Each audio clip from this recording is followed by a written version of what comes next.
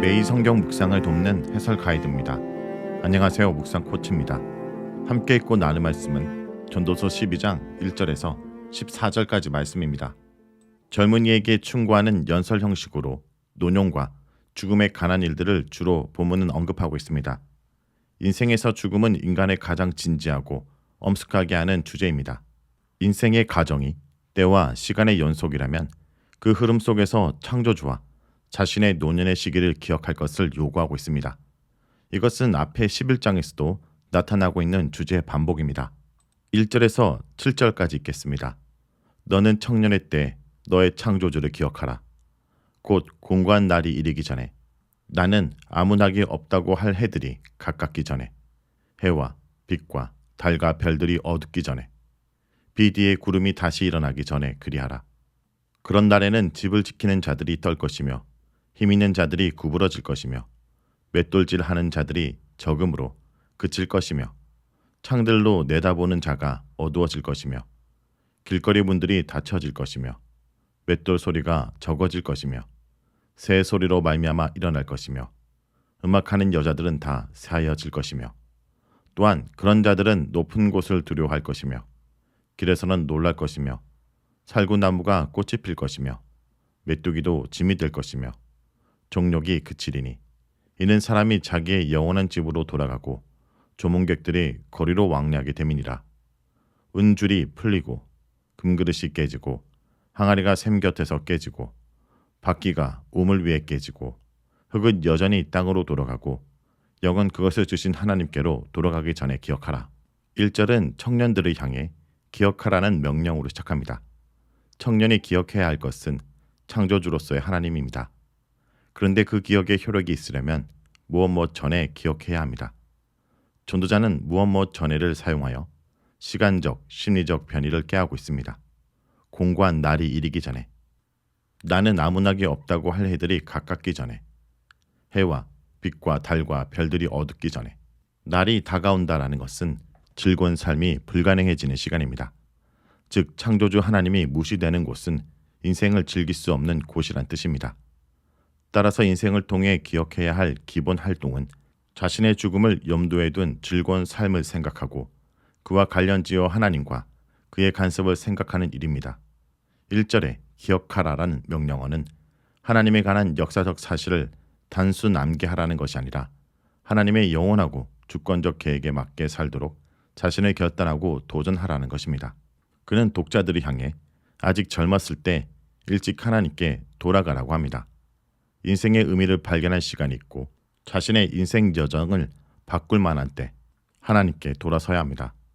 창조주를 생각하는 것은 모든 사람들의 필수적인 조건이기 때문입니다.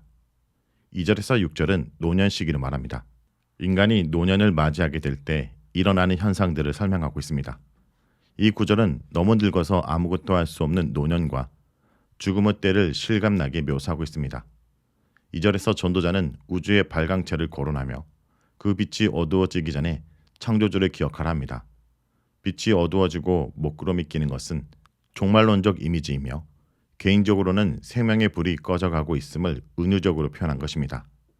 3절과 4절은 집의 이미지로 노년기의 인간의 육체에 나타나는 보편적 특징들을 묘사하고 있습니다. 청년은 늙어서 노인이 됩니다. 몸은 쇠약해져서 집을 지키는 남자들의 힘이 약해지고 맷돌질하는 여인의 눈이 어두워집니다. 노인이 되면 무릎과 관절이 약해지고 이가 약해지고 눈이 어두워지는 현상을 은유적으로 표현한 것입니다. 개역개정 성경은 히브리 성경을 직역하여 집과 관련된 모습으로 노년을 연상시키는 반면에 세번역 성경은 번역자의 의도에 따라 의역하여 연약한 노인의 신체적 모습을 그리고 있습니다. 예를 들면 개역개정에서 집을 지키는 자를 세번역에서는 팔로, 힘 있는 자는 다리로, 맷돌질하는 자는 치아로, 창들로 내다보는 자는 눈에 해당하는 것으로 각각 번역하면서 노년의 연약한 모습을 묘사하고 있습니다. 5절은 공포와 두려움의 연상들을 통해 죽음이 서서히 다가오고 있음을 묘사합니다. 노인이 되면 쉽게 두려움에 사로잡힙니다. 높은 곳에서 떨어지는 것을 두려워하며 길을 가면서 들리는 작은 소리에도 공포심을 느낍니다. 살구나무가 꽃이 필 것이며 메뚜기도 짐이 될 것이며 종력이 그치리니 라는 표현은 죽음이 임박했음을 은유적으로 표현한 것입니다. 또 이는 사람이 자기 영원한 집으로 돌아가고 조문객들이 거리로 왕래하게 됨이니라 라 또한 그가 죽을 때의 모습을 묘사합니다. 여기서 영원한 집은 죽음을 의미합니다. 6절에서 다시 전도자가 인생의 마지막을 세 가지 은유로 묘사한 것을 볼 때 3절에서 6절은 젊은 시절로 되돌릴 수 없는 인간의 노화 현상이나 죽음을 언급하는 것으로 보입니다. 7절에서도 전도자는 아무것도 할 수 없는 노년과 죽음에 도달하기 전에 창조주에게 돌아갈 것을 다시 명령하고 있습니다. 인간은 이 생에서뿐 아니라 죽음과 동시에 하나님께 돌아가게 되어 있습니다. 지혜자로서 세상을 관찰한 전도자는 그가 살고 있는 세계가 수수께끼처럼 이성만으로는 해결되지 않는 하나님의 보이지 않는 손이 작용하고 있음을 강조하고 있습니다. 8절에서 14절 읽겠습니다.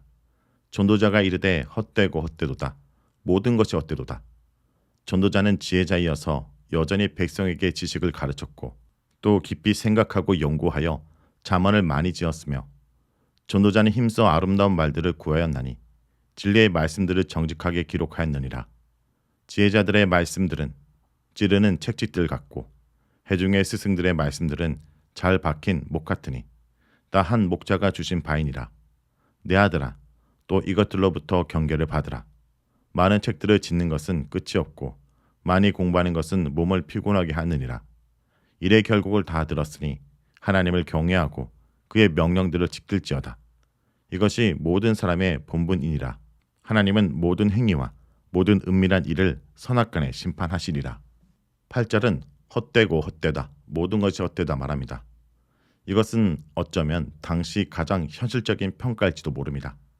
그러나 여기서 헛되다라고 번역된 히브리어 헤벨은 단순히 비관적이거나 허무적인 의미로 쓰인 것은 아닙니다.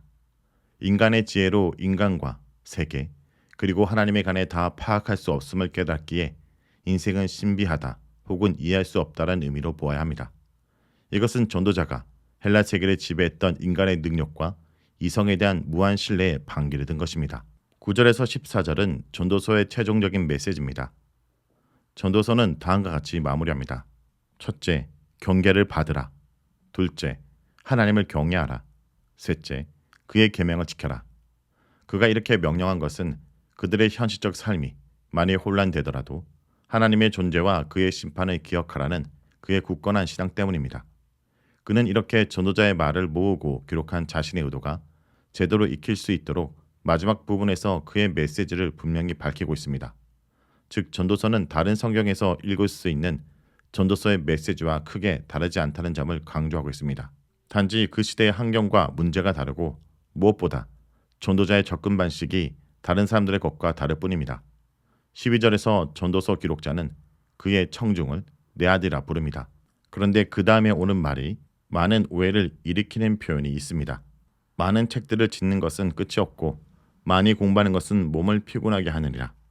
사실 이것은 겉으로 읽히는 의미처럼 배우고 저작하는 일이 가치 없다는 부정적인 의미를 담는 문장이 아닙니다. 이것은 일종의 역설로서 지혜를 연구하고 지롭게 사는 일은 결코 쉽지 않은 과정임을 주지시키는 것입니다. 13절에서 하나님을 경외하라. 그리고 그의 계명을 지키라고 충고합니다.